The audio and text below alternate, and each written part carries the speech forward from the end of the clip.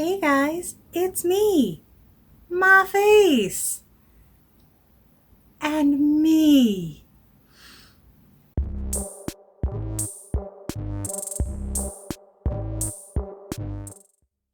Tonight's White Girl Dance is brought to you by Be Happy, Wormtown Brewery. Can we just take a minute? I am here. I am back. It's a little frizzy because today is 174 degrees and the humidity is, I don't know, drippy, I think is an appropriate word.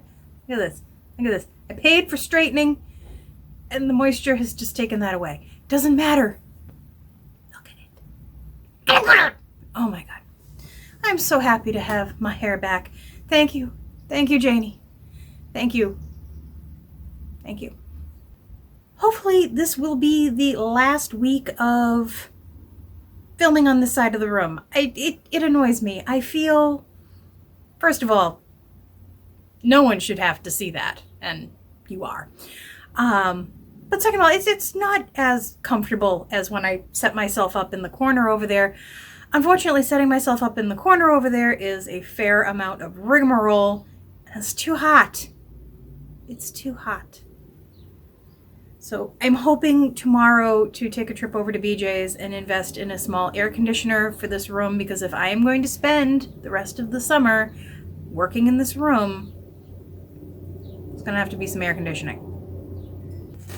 I should say, if you are new here, my name is Andrea, and this is my channel about cross-stitch, mental health, beer, cats, judgment, all the things. If you're returning, welcome back. As you know, for the month of May, I have been doing some manner of modified mania, quarantania, something. I chose to work on a single project the entire month. And I actually did it. I have not worked on a single other project in the month of May other than the Haunted Mansion from Tiny Modernist. Been staring at it for a month, almost forgot its name. Don't feel bad. I do that with my family. I'm going to put up a picture right now of where it was when I started at the beginning of the month. Ta-da. And then now our usual picture of where it was last week when I left off. And here's where I am now. Wow. I managed to finish this tree and the little owl. I got a good start on this tree here and a little background scene, which I made a mistake and you can't tell, and I'm not going to show you where, but it's there. I know it's there. I'll always know it's there. But yeah, I made progress. I think this was the least stitching I've done as far as a week goes. I think I only stitched like 3 nights, and they weren't long nights of stitching. But by golly, I did it. Now, today is Saturday, so it is May the 30th. And I'm done. I'm done. Not done with the pattern. I am done with the only working on Haunted Mansion. Why I can't say it, I'm not entirely sure. I just can't. I have to stitch on something different. I need a break. I think this is a great example of, how much I can accomplish on a pattern if I actually put some focus on it, rather than a couple of stitches over here and a couple of stitches over here, and I'm just going to do the blue and nothing ever gets done. So that is at least proof of concept to me that if I want to, say, do a 2-week stretch on Templar Prophecy or Death by Cross Stitch or anything else, I can. It's possible, and that the results are worth it. What will I move on to next? I'm not entirely sure. Well, I am kind of sure. Let me backtrack. I have a whole bunch of other whips that need some attention. I haven't worked on a Prairie Schooler in a month. That's just not right. So hopefully tonight I can do some nesting downstairs and stitch the night away on a prairie schooler and just be comfy down there where it's a lot cooler. So that's my plan for tonight. That's assuming I ever get this edited and uploaded and all the things, and assuming I don't get too hoppy.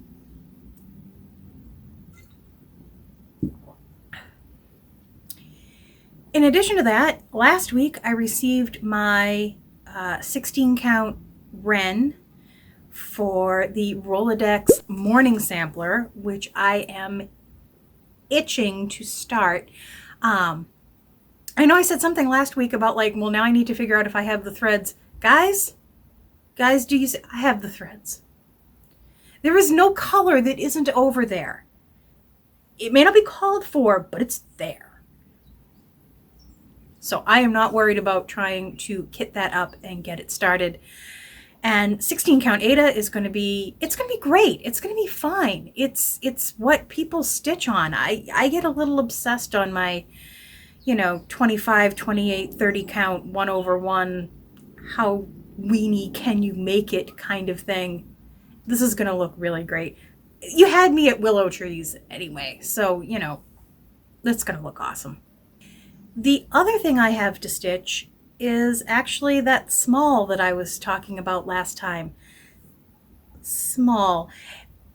I designed it. I'm pretty happy with it, but I haven't stitched it yet.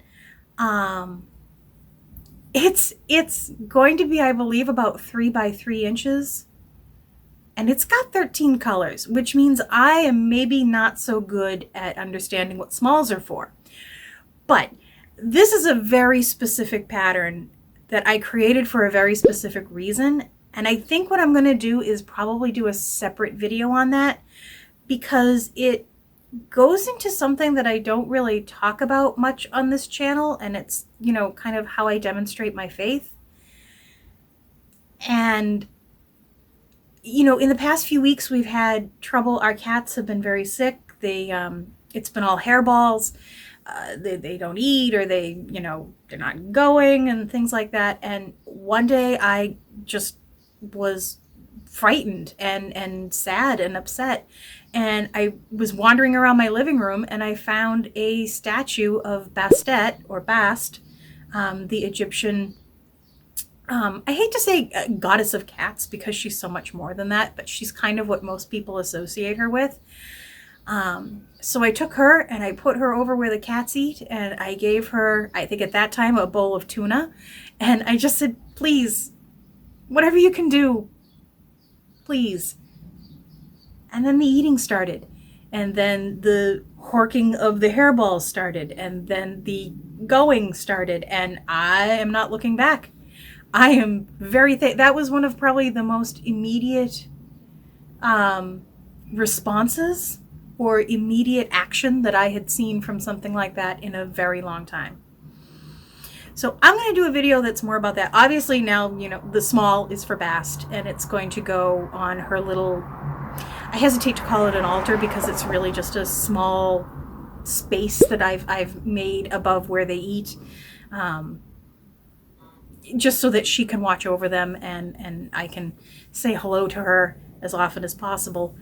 But I wanted to put up a little stitched piece, something of mine that either I want to frame or make into a pouch, but all of that gets a little further in depth than I think I want to do on a FLOSSTUBE video, so I think that's going to be its own video.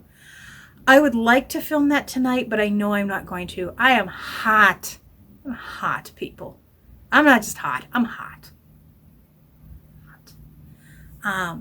And I really want to plan that video out, and I want to write some notes because it's an important subject. It's an important thing for me to talk about. It's a very personal thing for me to talk about, and I want to do it right. Did I mention my hair? I did, didn't I? I got a little bit of haul today. Well, a little bit of stitchy related. I got my replenishment of the wire key rings that Diana turned us all on to for holding our floss, which actually reminds me, I received a great question in private messages on Instagram from Fiber Geek Creations. My memory is not good. And I want to thank her for being very patient because you know I am not with the responses so great. But she had asked about how I was storing my floss and things like that. And, you know, I brought up the key rings, but I don't think I explained them very well. So this is what I have for my Classic Colorworks, and I think I have a few weeks on here, that I've been getting from Trisha at 3 Owl Threads for her nest egg. And what I do is I get the, how long are these? These are, you'll tell me, right? No, probably not. I think these are 6-inch. And then what I do is I string 2 together if it starts needing more. I don't know that I would string more than 2 together. I think once you get to that point, you should just move on to a new ring. But it keeps them handy. It's easy for me to see from the top of the card, you know, what group of colors I'm looking at.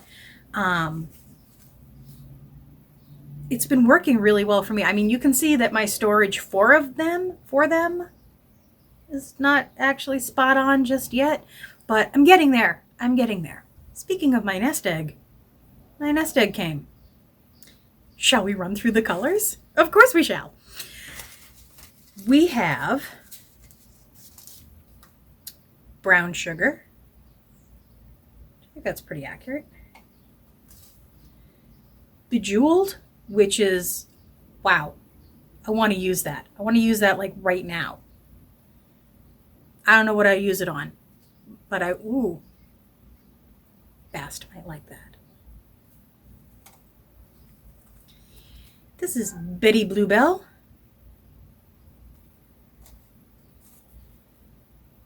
Bandana, which is a great red. Blueberry Tot, and yes, that is exactly how I say the word tot. Tart. Barrel Cactus, which is catching a lot of the light.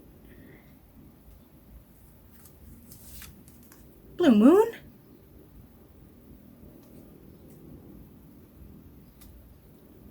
Blooming Crocus.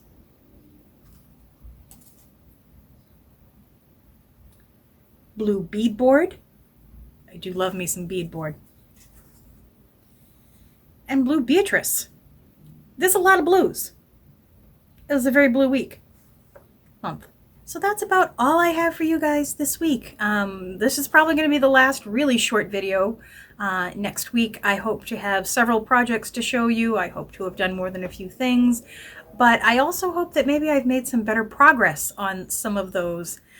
You know, it's one thing to stitch 7 days a week, but I would like to be able to put several hours into those days to really start seeing some progress, because this has motivated me to want stuff to get done.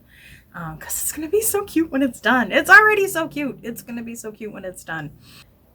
Before I leave, I want to send you over to either Michelle, Bendy Stitchy's channel, or over to see McKenna at Stitching and Sequins. They both have a video up about a very important fundraiser that they are both a part of. I have not decided how I want to participate yet, but you're going to want to check it out, so head over there. As always, guys, thank you so much for watching. Thank you for subscribing. Thank you for your likes and even your dislikes. And thank you so much for your comments. I read every single one, and I really do value them. Thank you for being my community. Bye, guys.